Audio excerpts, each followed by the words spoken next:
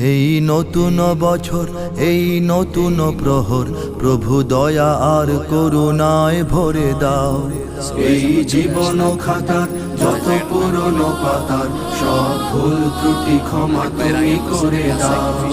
এই নতুন বছর, এই নতুন প্রহর, প্রভু দয়া আর করুণায় ভরে দাও। এই জীবন খাতার যত পুরনো পাতার সব ভুল ত্রুটি ক্ষমা তুমি করে দাও। যত অমানবতা, যত অশালীনতা, যত পঙ্কিলতার দিন হোক শেষ।